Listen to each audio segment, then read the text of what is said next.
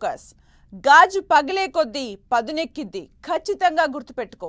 Glass అంటే size కాదు, సైన్యం, కనిపించని సైన్యం. 3 నెలల క్రితం ఓ సినిమా కోసం పవన్ కళ్యాణ్ చెప్పిన డైలాగ్ ఇది. టీడీపీ, జనసేన, బీజేపీ చారిత్రక విజయం వేళ అందరికీ డైలాగ్ గుర్తొస్తోంది. సరిగ్గా ఆ డైలాగ్లో చెప్పినట్టే ఎదురు దెబ్బలు తగిలే కొద్దీ జనసేనాని రాటుదేలారు. మరింతగా శక్తిమంతంగా మారారు. తన వెనుక ఒక సైన్యాన్ని తయారు చేసుకున్నారు. పరాజయాలనే పరమపద సోపానంగా మార్చుకున్నారు. నేరుగా లక్ష్యానికి గురిపెట్టి ఎక్కడా తొనకకుండా, తగ్గకుండా బాణాన్ని సంధించి అనుకున్నది సాధించారు. ముందు చూపు, సమయస్ఫూర్తితో సరికొత్త చరిత్ర సృష్టించారు. ఓ అడుగు వెనక్కి వేసి ఒక్క ఉదుటున ముందుకు దూకి వేటాడే సింహం తరగాలో ఎన్నికల కురుక్షేత్రాన్ని జయించారు.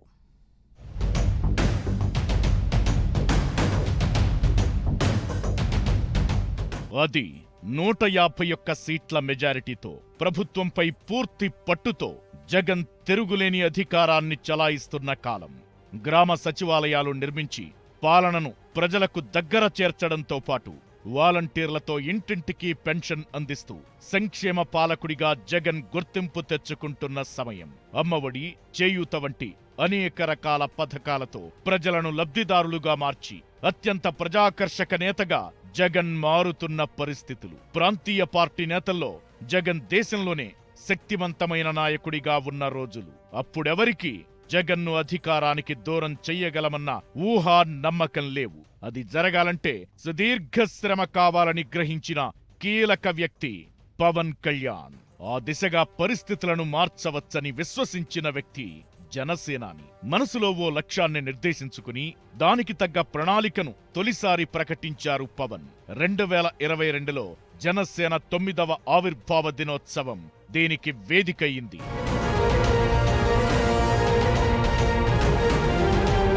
ఏపీలో అప్పటి పరిస్థితులను ఎమర్జెన్సీ సమయానితో పోల్చిన పవన్ కళ్యాణ్ ఆంధ్రప్రదేశ్ బాధ్యత జనసేన తీసుకుంటుందని, ఇందుకోసం ప్రభుత్వ వ్యతిరేక ఓటు చీలనివ్వబోనని, దానికోసం దేనికైనా సిద్ధమని సంచలన ప్రకటన చేశారు.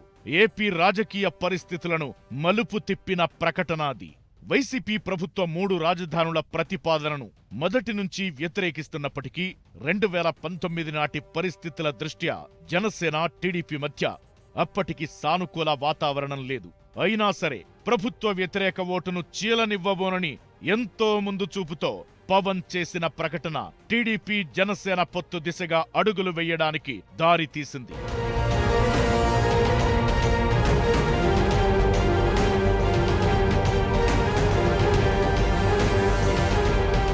పవన్ ఈ ప్రకటన చేసే నాటికి బీజేపీకి జనసేన మిత్రపక్షంగా ఉంది. బీజేపీ, వైసీపీ మధ్య అధికారిక బంధం లేనప్పటికీ జగన్ కు కేంద్రం నుంచి పూర్తి సహాయ సహకారాలు అందుతున్నాయని అందరికీ తెలుసు. ఆ సమయంలో పవన్ చేసిన ప్రకటన ఓ రకమైన గందరగోళానికి దారితీసిందని చెప్పాలి. బీజేపీ మిత్రపక్షంగా ఉన్న జనసేన అధినేతగా పవన్ అదే బీజేపీతో స్నేహపూర్వక బంధంలో ఉన్న జగన్ కు వ్యతిరేక ఓటును చీల్చబోనని ప్రకటించడంతో ఏం జరుగుతుందో అర్థం కాని పరిస్థితి నెలకొంది. అదే సమావేశంలో పవన్ వైసీపీ ప్రభుత్వాన్ని గద్దె దించడం గురించి మాట్లాడారు. కేంద్రం ఇచ్చే రోడ్ మ్యాప్ కోసం ఎదురు చూస్తున్నానని చెప్పారు. బీజేపీ పెద్దలు నాకు సరైన రోడ్ మ్యాప్ ఇస్తారని నేను ఆశిస్తున్నాను. మీలాగే అది వచ్చిన రోజున వైసీపీ వ్యతిరేక ఓటుని చీల్చే ప్రసక్తే లేదు.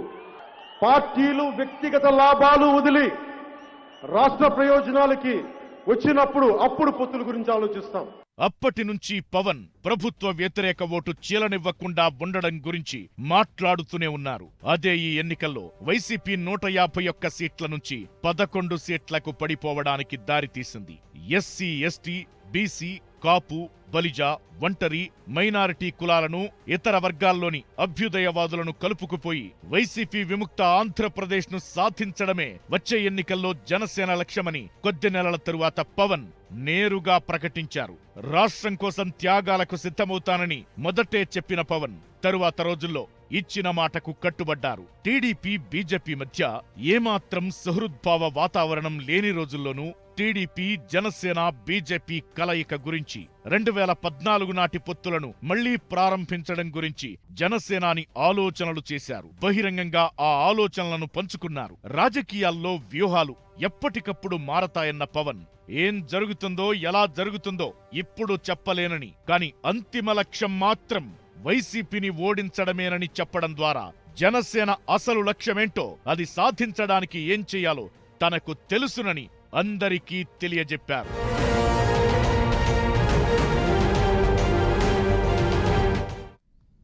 వైసీపీని ఓడించడమే లక్ష్యమని 2022 ప్రారంభంలోనే పవన్ చెప్పినప్పటికీ జనసేన టీడీపీ మధ్య సంబంధాలు మెరుగుపడ్డ పరిస్థితులు చాలా కాలం కనిపించలేదు. ఇక టీడీపీ బీజేపీ మధ్య అయితే పచ్చగడ్డి వేస్తే భగ్గుమనే పరిస్థితి. ఇక 3 పార్టీలు కలిసి పోటీ చేయడం అన్నది 2 ఏళ్ల క్రితం ఎవరి ఊహకు అందని విషయం. కానీ పవన్ కళ్యాణ్ మాత్రం ఈ విషయాన్ని నమ్మారు. రాష్ట్ర ప్రయోజనాల కోసం కొన్ని త్యాగాలు చేయడానికి తాను సిద్ధమని, అలాగే త్యాగాలకు సిద్ధంగా ఉన్న పార్టీలతో పొత్తుకు సుముఖంగా ఉంటానని చెప్పడం, కలిసి పోటీ చేయడంపై పరోక్ష సంకేతాలు పంపారు. ఆ తర్వాత చంద్రబాబుతో, ఢిల్లీ పెద్దలతో వరుస సమావేశాలతో రాయబారాలు సాగించారు. అయినప్పటికీ టీడీపీ, జనసేన, బీజేపీ మధ్య అనుకున్నంత వేగంగా, తేలికగా పొత్తు కుదరలేదు. విస్తృత సంప్రదింపులు, సమగ్ర చర్చల తర్వాతే ఈ అంశం ఓ కొలిక్కి వచ్చింది.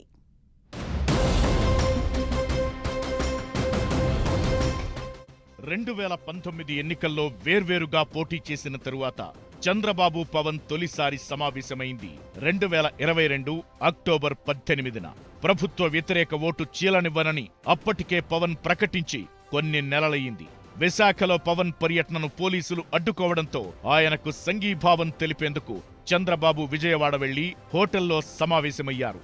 ఆ సమావేశంతో టీడీపీ, జనసేన పొత్తు దిశగా అడుగులు వేస్తున్నాయని అందరికీ అర్థమైంది. ఈ సమావేశం జరిగిన 3 నెలలకు చంద్రబాబు, పవన్ మధ్య రెండో సమావేశం జరిగింది. కుప్పంలో చంద్రబాబు పర్యటనను పోలీసులు అడ్డుకోవడంతో సంఘీభావం తెలిపేందుకు హైదరాబాద్లో చంద్రబాబు నివాసంలో ఆయనతో సమావేశమయ్యారు పవన్. 2023 జనవరి 8న జరిగిన ఈ సమావేశంలో వైసీపీ ప్రభుత్వానికి వ్యతిరేకంగా ఉమ్మడి పోరాటం చేసేందుకు కార్యాచరణ సిద్ధం చేసుకోవాలని, రాజకీయంగా పొత్తు పెట్టుకునే పరిస్థితులను సృష్టించుకోవాలని నిర్ణయించారు. ఆ తరువాత మరో 3 నెలలకు చంద్రబాబు నివాసంలో మరోసారి ఇద్దరు నాయకుల భేటీ జరిగింది. ఈ సమావేశానికి ముందు పవన్ ఢిల్లీ వెళ్లి రావడంతో పొత్తు గురించి చర్చించేందుకే చంద్రబాబు, పవన్ భేటీ అయ్యారన్న ప్రచారం సాగింది. టీడీపీ, జనసేన పొత్తు ఖరారైనట్టేనన్న అభిప్రాయం అంతటా నెలకొంది. కానీ ఆ సమయంలో కానీ, ఆ తరువాత కొన్ని నెలల పాటు పొత్తు గురించి అటు చంద్రబాబు కానీ, ఇటు పవన్ కానీ ఇద్దరు నాయకులు మాట్లాడలేదు.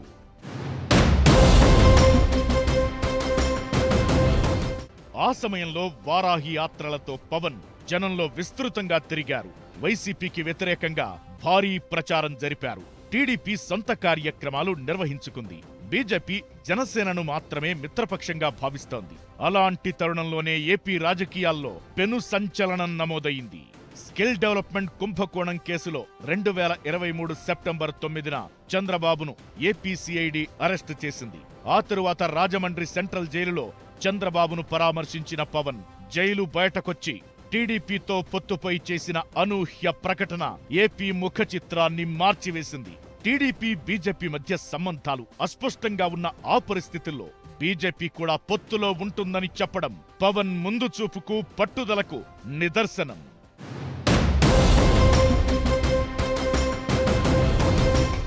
పొత్తు ప్రకటన తరువాత టీడీపీ, జనసేన శ్రేణులు ఐకమత్యంతో ముందుకు సాగాయి. చంద్రబాబు జైలు నుంచి బయటకొచ్చినప్పుడు టీడీపీ కార్యకర్తలతో సమానంగా జనసేన కార్యకర్తలు టీడీపీ అధినేతకు స్వాగతం పలికేందుకు తరలివచ్చారు. జైలు నుంచి చంద్రబాబు ఇంటికెళ్లే సమయంలో దారి పొడవునా టీడీపీ, జనసేన జెండాలు రెపరెపలాడాయి. ఆ తరువాత పరిణామాలు చకచకా మారిపోయాయి. చంద్రబాబు జైలు నుంచి బయటకొచ్చిన తరువాత టీడీపీ, జనసేన మధ్య సీట్ల పంపకాలపై చర్చలు జరిగాయి. ఆ సమయంలోనే టీడీపీ, జనసేన, బీజేపీ పొత్తుకు ఢిల్లీ పెద్దలను ఒప్పించే బాధ్యత భుజాన వేసుకున్నారు పవన్. బీజేపీతో పొత్తు ఖరారు కాకముందే టీడీపీ, జనసేన మధ్య సీట్ల సర్దుబాటు జరిగింది. 175 స్థానాల్లో 40 నుంచి 50 సీట్లు జనసేన డిమాండ్ చేయాలని సలహాలిచ్చే హరిరామ జోగయ్య లాంటి నేతలు, సొంతంగా పోటీ చేద్దామనే కొందరు జన సైనికుల ఒత్తిళ్ల మధ్య జనసేనాని అత్యంత చాకచక్యంగా, తెలివిగా వ్యవహరించారు. జనసేన అసలు బలమేంటి, బలహీనతలేంటి, ఎన్ని సీట్లు పోటీ చేస్తే ఏమవుతుంది అని మద్దతుదారులకు నచ్చజెప్పి ఒప్పించారు. టీడీపీలాగా మనకు సంస్థాగత బలముందా, వైసీపీలాగా అవినీతి సంపాదనుందా అని గట్టిగా ప్రశ్నించి విమర్శకుల నోళ్లు మూయించారు. హరిరామ జోగయ్య, ముద్రగడ పద్మనాభం వంటి కాపు నేతలు చేసిన ఆరోపణలకు ఎన్నికల్లో విజయంతోనే జనసేనాని జవాబు చెప్పారు. నేను విజయం సాధించానని కానీ డబ్బులు వచ్చినాయని కానీ ఏ ఒక్క సినిమా విజయం చెప్పలే. నాకు నా జీవితం అంతా ఎప్పుడు కూడా నేను ఎంత ఎదిగా నాకే తెలియదు. మీ గుండెల్లో ఈ రోజు నన్ను తీసుకొచ్చి 21 గెలిచే వరకు నాకే తెలియదు. టీడీపీతో పొత్తు విషయంలోనే కాదు, బీజేపీతో కలిసి నడవడం పైన ఆయనకు స్పష్టమైన లెక్కలున్నాయి. రాజకీయ సమీకరణాలు, పొత్తుల లెక్కలపై పవన్ కు పరిపూర్ణ స్పష్టత ఉంది. 2019 ఎన్నికల్లో కమ్యూనిస్టులు బీఎస్పీతో పొత్తు పెట్టుకుని ఓడిపోయిన కొన్ని నెలలకే ఆయన బీజేపీతో పొత్తు కుదుర్చుకోవడం రాజకీయ విశ్లేషకులను సైతం విస్మయపరిచింది. ఢిల్లీ వెళ్లిన పవన్ 2020 జనవరిలో బీజేపీతో పొత్తుపై ప్రకటన చేశారు. ఆ తరువాత 2 ఏళ్లకు టీడీపీతో కలిసి పోటీ చేయడంపై ఆలోచనలు ప్రకటించారు. జెండాలు, అజెండాలను పక్కనబెట్టి రాష్ట్ర ప్రయోజనాల కోసం ఒకటే లక్ష్యంతో ముందుకు సాగితే ఫలితం ఎలా ఉంటుందో రుజువు చేశారు.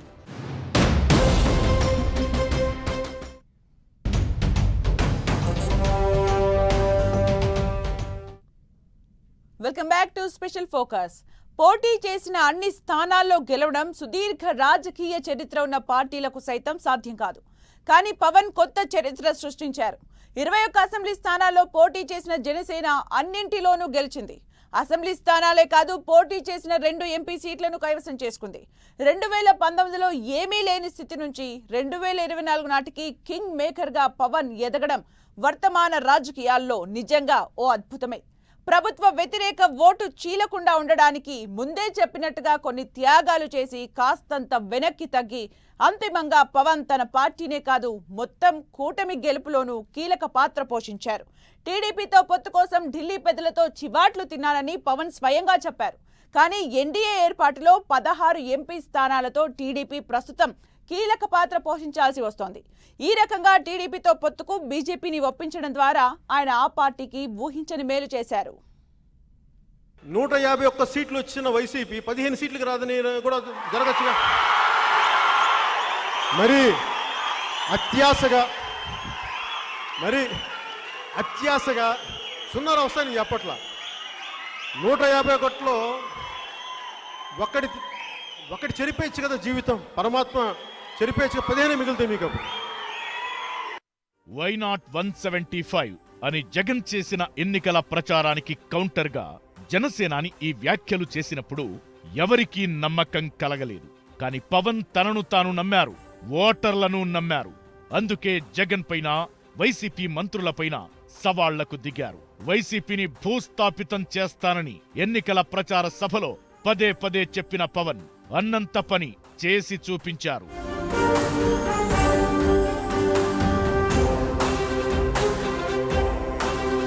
జనసేనాని సభలకు జనం వస్తారు, ఆయన్ను వెరగబడి చూస్తారు.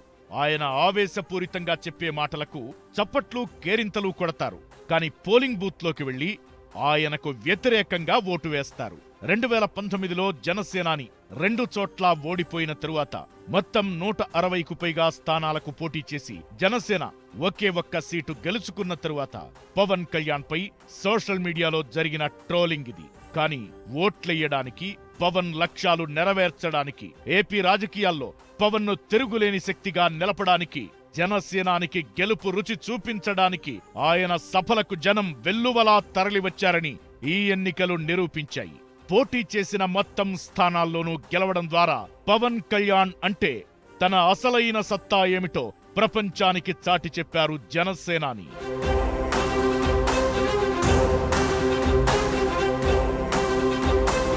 హీరోగా పవన్ కు ఘన విజయం కట్టబెట్టిన అత్తారింటికి దారేది సినిమాలో ఎక్కడ తగ్గాలో కాదు, ఎక్కడ నెగ్గాలో ఆయనకు తెలుసు అని పవన్ కోసం త్రివిక్రమ్ ఓ డైలాగ్ రాశారు. ఇది రాజకీయాల్లో ఆచరించి చూపారు పవన్. తగ్గాల్సిన చోట తగ్గి, నెగ్గాల్సిన చోట నెగ్గారు. ప్రభుత్వ వ్యతిరేక ఓటు చీలకూడదని, వేర్వేరు పక్షాలు ఒంటరిగా పోటీ చేస్తే ఉపయోగమేమీ ఉండదని, 2019 ఫలితాలే అందుకు నిదర్శనమని పదే పదే చెప్పిన పవన్ టీడీపీ, బీజేపీ, జనసేన పొత్తు కోసం అనేక త్యాగాలు చేశారు. టీడీపీ, బీజేపీ మధ్య అసలు పొత్తే ఉండదని ప్రచారం జరుగుతున్న సమయంలో ఎంతో కష్టపడి ఢిల్లీ పెద్దలను పొత్తుకు ఒప్పించానని పవన్ తెలిపారు. ఇందుకోసం చివాట్లు తిన్నానని ఆయనే స్వయంగా చెప్పారు. క్రిమినాలిటీ పెరిగిపోయిన ఆంధ్రప్రదేశ్ని రక్షించుకోవాల్సిన అవసరం ఉంది. అందుకని అందరం కలిసి ఓట్లు చెల్లకుండా ఉండాలని చెప్పిన ప్రతిపాదనకి ఎంత నలిగిపోయానో నా ఒకడికి తెలుసు. ఈ రోజున అందరూ ఎమ్మెల్యేలు ఎంపీలు ఏదన్నా అవుదాం అనుకుని దాన్ని ఓటు అందరూ బలంగా ఉన్నారు. ఈ రోజున ఈ బలానికి కారణం నేను పడ్డ మామూలు నలుగుడు కాదు. దీనికి ఎన్ని చీవాట్లు తిన్నానో జాతీయ నాయకుల దగ్గర మీకు తెలియదు. అన్ని చీవాట్లు తిన్నాను. నేను ఒకటే 2 చేతులు పెట్టాను, సార్ మా రాష్ట్రం సార్ ప్లీజ్ సార్ ప్లీజ్, ఇంతే దండం పెట్టి ఈ రోజున జరిగింది. నేను ఎప్పుడు జనసేన పార్టీ ప్రయోజనాలు ఆలోచించాల, ఆంధ్రప్రదేశ్ ప్రజల ప్రయోజనాలు, తెలుగు ప్రజల ఐక్యత ఆలోచించాలి. బీజేపీతో పొత్తు కొలిక్కి వచ్చే నాటికి జనసేన టీడీపీ మధ్య సీట్ల సర్దుబాటు పూర్తయింది. జనసేన 24 అసెంబ్లీ 3 పార్లమెంటు స్థానాల్లో మాత్రమే పోటీ చేయడానికి అంగీకరించడంపై తీవ్ర విమర్శలు వ్యక్తమవుతున్నాయి. అంత తక్కువ స్థానాలకు అంగీకరించడం ద్వారా జన సైనికుల పోరాటాన్ని పవన్ వృధా చేస్తున్నారని ప్రత్యర్థులు ఆరోపించారు. నలువైపుల నుంచి పవన్ పై విమర్శల దాడి జరుగుతోంది. అలాంటి పరిస్థితుల్లో ఇచ్చిన సీట్లను తగ్గించుకునేందుకు ఎవరూ ఒప్పుకోరు. ఇక్కడ కూడా పవన్ సమయస్ఫూర్తితో వ్యవహరించారు. జనసేన పోటీ చేసే ఓ పార్లమెంటు స్థానాన్ని, అసెంబ్లీ స్థానాలను తగ్గించుకుని మరి టీడీపీ బీజేపీ మధ్య పొత్తు కుదిర్చి రాజకీయాల్లోనూ హీరో అనిపించుకున్నారు. ఎన్ని సీట్లలో పోటీ చేశామన్నది ముఖ్యం కాదని, చేసిన అన్ని స్థానాల్లో గెలవడం ముఖ్యమని చెప్పడం ద్వారా జనసేన కార్యకర్తలు కసితో పనిచేసేలా చేశారు. పొత్తులో భాగంగా నేను 24 స్థానాలు తీసుకున్నాను. 24 అసెంబ్లీ స్థానాలు తీసుకుంటే ఇంతేనా అంటున్నారు. 24ఏనా, ఇంతేనా? మనోళ్ళు కాదు, అవతలి వాళ్ళకి తెలియట్లా. ఒక్క సీటు గెలిస్తేనే రాత్రికి రాత్రి నోట్లు వేసావు. జనసేన 24 సీట్లతో ఏం చేయగలరో మీరు ఊహించుకోగలరా? వ్యూహం నాకు వదలండి, నన్ను నమ్మండి. 3 పార్టీల నేతలు పొత్తు పెట్టుకున్నా కార్యకర్తలు కలిసి పనిచేస్తారా అన్న సందేహాలకు క్షేత్రస్థాయిలో సమాధానం దొరికింది. విభేదాలను పక్కనబెట్టి గెలుపే లక్ష్యంగా 3 పార్టీల నేతలు, కార్యకర్తలు పనిచేశారు. 3 జెండాలు ఒకే జెండా అన్న తరహాలో కార్యకర్తలు కలిసిమెలిసి ఒకటే లక్ష్యంతో ప్రచారం నిర్వహించి సంచలన ఫలితం రాబట్టారు. ఎన్నికల ఫలితాల తరువాత ఏర్పడిన ప్రస్తుత పరిస్థితులు గమనిస్తే పొత్తు వద్దన్న బీజేపీకి పవన్ ఎంత మేలు చేశారో అర్థమవుతోంది. ఎన్డీఏ వరుసగా 3వ ప్రభుత్వం ఏర్పాటు చేయడానికి టీడీపీ గెలిచిన 16 ఎంపీ స్థానాలు కీలకమయ్యాయి. ఇప్పుడు టీడీపీ జనసేన కలిసి రాష్ట్ర ప్రయోజనాలు నెరవేర్చడానికి అన్ని రంగాల్లో కేంద్రం ఏపీకి పెద్దపీట వేయడానికి అవకాశం ఏర్పడింది. పవన్ ముందు చూపుతోనే ఇది సాధ్యమయ్యింది.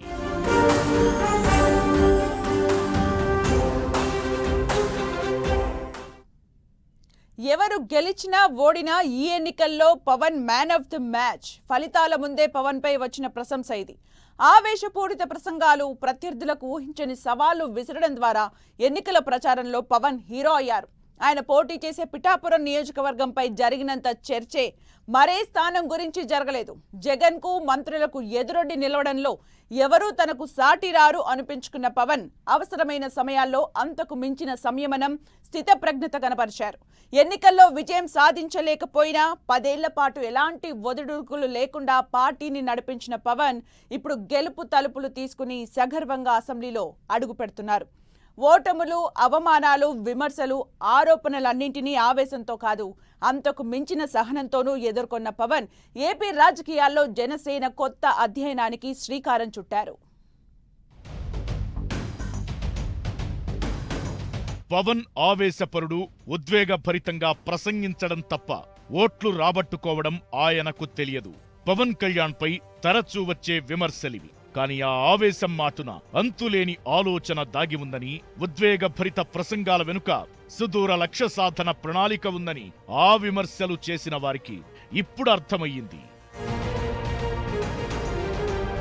హీరోగా పవన్ కు ఎంత ఫ్యాన్ బేస్ ఉందో, రాజకీయ నాయకునిగా ఆయన చేసే ప్రసంగాలకు అంతకు మించిన ఆదరణ ఉంది. అసలు పవన్ ప్రసంగాలే సంచలనాలకు కేర్ ఆఫ్ అడ్రస్. వాలంటీర్ల వ్యవస్థపై అందరూ ప్రశంసలు కురిపిస్తున్న సమయంలో వాలంటీర్లపై ఆయన చేసిన ఆరోపణలు ఏపీ రాజకీయాల్లో పెను సంచలనం సృష్టించాయి. ఏపీలో మహిళలు కనిపించకపోవడం వెనుక వాలంటీర్ల హస్తముందంటూ ఆయన చేసిన ఆరోపణలు దుమారం రేపాయి. ఆ ప్రసంగాల్లోనే కాదు, వైసీపీని భూస్థాపితం చేస్తామనడం, సిద్ధమా అంటూ జగన్ వేసిన ప్రశ్నకు మేము సిద్ధం అని బదులివ్వడం, వైనాట్ 175 అన్న వైసీపీ ప్రచారానికి దీటుగా వైనాట్ 21 అని ప్రచారం చేయడం, బై బై వైసీపీ అని నినదించడం వంటివన్నీ పవన్ రాజకీయ సభలకు జనం వెల్లువలా తరలివచ్చేలా చేశాయి. వైసీపీపై తొలి నుంచి విమర్శలతో విరుచుకుపడ్డ పవన్ మంత్రులపై ఎన్నోసార్లు ఎదురుదాడికి దిగారు. తనపై వ్యక్తిగత విమర్శలు చేసేవారికి చెప్పు చూపించి మాట్లాడి సంచలనం సృష్టించారు. చంద్రబాబు అరెస్టైనప్పుడు తనను విజయవాడ వెళ్లనీయకుండా అడ్డుకున్న పోలీసుల తీరుకు నిరసనగా రోడ్డు మీద పడుకుని నిరసన వ్యక్తం చేశారు. ఎంత ఆవేశంతో ఉండేవారో అంతే సంయమనంతోనూ పవన్ వ్యవహరించేవారు. తన వ్యక్తిగత జీవితంపైన, జగన్తో సహా వైసీపీ నేతలు ఇష్టానుసారం చేసిన వ్యాఖ్యలపైన ఎప్పుడూ ఎదురుదాడికి దిగలేదు. రాజకీయాల గురించి మాత్రమే మాట్లాడతానని, వ్యక్తిగత విషయాల గురించి మాట్లాడాలంటే చాలా ఉన్నాయని, కాని తాను మాట్లాడబోనని పదే పదే చెప్పేవారు పవన్.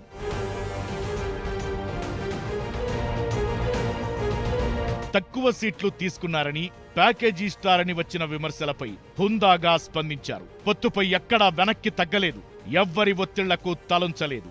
జనసేన ఓటు టీడీపీ, బీజేపీకి బదిలీ కావడానికి శక్తి వంచన లేకుండా శ్రమించి అనుకున్నది సాధించారు.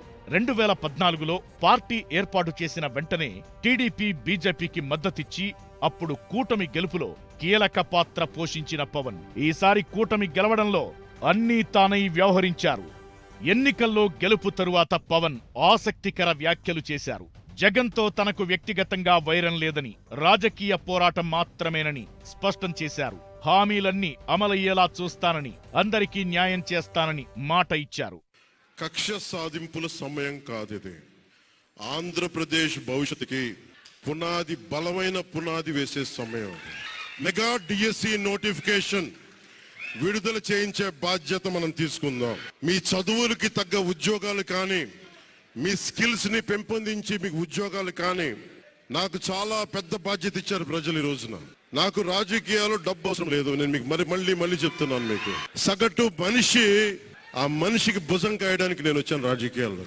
ఎవరు ఎన్ని రకాలుగా చెప్పినా, ఏం చెప్పినా గెలుపు మాత్రమే మాట్లాడుతుంది. ఆ విషయం పవన్ కు తెలుసు. అందుకే గెలిచేదాకా పోరాడుతూనే ఉన్నారు. తనే స్వయంగా చెప్పినట్టు 2 చోట్ల ఓడించినా ఆ ఓటమి మిగిల్చిన నైరాశ్యం నుంచి బయటపడ్డారు. జనం కోసం నిలబడ్డారు.